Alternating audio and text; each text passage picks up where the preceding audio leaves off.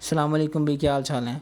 तो यार आज की वीडियो जो है ना वो लम्स के बारे में होने वाली है कि लम्स जो है वो किस तरह की यूनिवर्सिटी है, उसके एडमिशन का क्राइटेरिया क्या है, किस तरह का एंट्री टेस्ट आता है, किस तरह का इंटरव्यू होता है और उसके बाद आपको स्कॉलरशिप किस तरह से वो देते हैं, फाइनेंशियल एड देते हैं तो किस तरह की देते हैं, और उसके अलावा इसका फ़ीस स्ट्रक्चर क्या है, और ये सारी चीज़ें मैं इस वीडियो में डिस्कस करूँगा। और कैंपस लाइफ कैसी है। अच्छा, अब लम्स के लिए ना दो टेस्ट होते हैं, पहला सब्जेक्ट टेस्ट होता है और दूसरा एलगैट होता है। ठीक है, सब्जेक्ट टेस्ट जो आपकी जो उनसे डिग्री है, जिस तरह अगर कंप्यूटर साइंस है तो कंप्यूटर साइंस के क्वेश्चंस होंगे, अगर बायोलॉजी है तो बायोलॉजी होगा, केमिस्ट्री है तो केमिस्ट्री के अकॉर्डिंगली सवाल होंगे। मेरा एमएस बायोलॉजी था तो मेरे जो सब्जेक्ट टेस्ट में थे ना वो ऑलमोस्ट 45 एमसीक्यूज़ थे। 1.5 घंटे का एग्ज़ाम होता है और वो आपके बेसिक्स जो है ना वो उनके क्वेश्चन होते हैं रिलेटेड टू योर डिग्री, ठीक है, रिलेटेड टू योर सब्जेक्ट। उसके अलावा एक और टेस्ट होता है एलगैट, जिसको बोलते हैं लम्स ग्रेजुएट एडमिशन टेस्ट। ठीक है, अब ये जो एलगैट है ना, ये 3 तरह के क्वेश्चंस लेके आता है। एक एनालिटिकल रीजनिंग के होते हैं, एक मैथमेटिक्स के होते हैं और एक इंग्लिश के होते हैं। तो ये थोड़ा सा टफ होता है। ये भी 1.5 घंटे का टेस्ट होता है और इसमें एमसीक्यूज़ जो है ना वो डिफरेंट होते हैं। कुछ एनालिटिकल रीजनिंग के होते हैं, कुछ मैथमेटिक्स के, उनकी जो है ना वो नंबर ऑफ़ एमसीक्यूज़ भी डिफरेंट होते हैं। अच्छा, ये वाला जो टेस्ट है ना ये तमाम बच्चों का होता है। मतलब whether you are doing in applying for chemistry, applying for biology, या आप कंप्यूटर साइंस या आप बिज़नेस का कोई डिग्री चूज़ किया आपने, कोई भी आपकी डिग्री है, ये वाला टेस्ट हर बच्चे का होता है और ये टेस्ट होता भी सेम है। और इस टेस्ट के लिए टाइम बहुत कम होता है। सो इसकी प्रिपरेशन आपने जो है ना वो अच्छी करनी है। लम्स के ऑफिशियल यूट्यूब चैनल पे कुछ वीडियोस पड़ी हुई हैं, उनके इंस्ट्रक्शंस हैं, उन्होंने बताया हुआ कि किस तरह के क्वेश्चन आते हैं, तो आप लोग वहाँ से हेल्प ले सकते हैं। ठीक है, मैंने वहाँ से हेल्प ली थी, काफ़ी फ़ायदा होता है उससे। अब ये जो 3 तरह के क्वेश्चन है ना, ये आपको मतलब इसको ही आपने हैंडल करना होता है। 3 डिफरेंट कलर से शो किए होते हैं उन्होंने, तो आपके पास हाफ आवर होता है एनालिटिकल रीजनिंग के लिए फॉर एग्जांपल।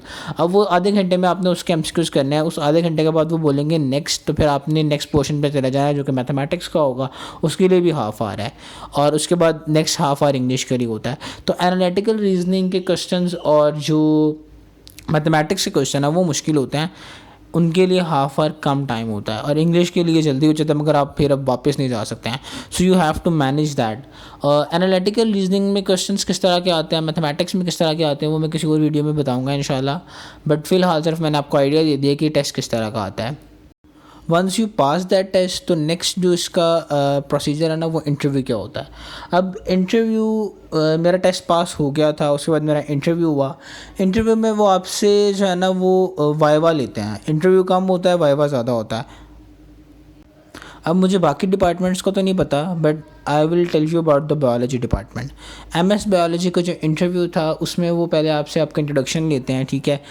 फिर वो आपसे पूछते हैं कि आपके फेवरेट सब्जेक्ट कौन से हैं आपकी प्रीवियस डिग्री के। फिर वो उसके अकॉर्डिंगली सवाल करना शुरू करते हैं। और ये इंटरव्यू जो है ना वो बोर्ड पे होता है। वो आपसे कुछ पूछते हैं। फॉर एग्जांपल उन्होंने मुझसे डीएनए के बारे में क्वेश्चन स्टार्ट किया और उसके बाद उन्होंने मुझसे कहा अच्छा डीएनए किस चीज़ से बना होता है। तो मैंने उनसे बोला न्यूक्लियोटाइड से। तो उन्होंने कहा चलें ठीक है, फिर न्यूक्लियोटाइड का स्ट्रक्चर बना के दिखाएं। फिर वो आगे से कहते हैं जी आगे आप चेन लगा लें। मतलब डिफरेंट क्वेश्चन। कुछ बच्चों से वो अमाइनो एसिड्स के स्ट्रक्चर बनवाते हैं। फिर वो जो बच्चा स्ट्रक्चर बनाता है उसमें से वो पूछते हैं अच्छा ये कौन सा कार्बन है, ये कौन सा कार्बन है, इसका क्या फंक्शन है, इसका क्या फंक्शन है। मतलब वो उसी के अंदर से चीज़ें निकलती रहती हैं। तो वो एक इंटरव्यू नहीं होता, वो एक वाइवा होता है। उसके बाद अगर आप उसमें क्लियर हो जाते हैं तो फिर आपका जो है ना वो एडमिशन लम्स में हो जाता है। अच्छा, अब कुछ बात जो है ना मैं वो फाइनेंशियल एड की कर लेता हूँ। फाइनेंशियल एड जिस वक्त आप अप्लाई कर रहे होते हैं लम्स में, उस वक्त आपके पोर्टल पे वो आपको ऑप्शन देता है कि फाइनेंशियल एड चाहिए हो तो आप वहाँ पे टिक कर देंगे। और उसके बाद अगर आपका एंट्री टेस्ट क्लियर होने के बाद इंटरव्यू भी क्लियर हो जाता है तो वो आपको फिर आपकी सारी जो है ना वो चेक करेंगे कि आप कितना डिज़र्व करते हैं। तो उसके अकॉर्डिंगली आपको फाइनेंशियल एड मिल जाती है।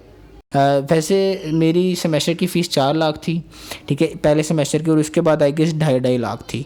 तो वो कम हो के 1 लाख पे भी आ जाती है। डिपेंड करता है कि आप कितना डिज़र्व करते हो। पहला आपका क्राइटेरिया होता है कि आपने लम्स में एडमिशन लेना, उसके बाद ये सारी बातें होती हैं, ठीक है। अच्छा, अब एंड पे मैं बात कुछ कर लेता हूँ कैंपस की कि कैंपस किस तरह का था। कैंपस बहुत अच्छा है, बहुत मज़े का है।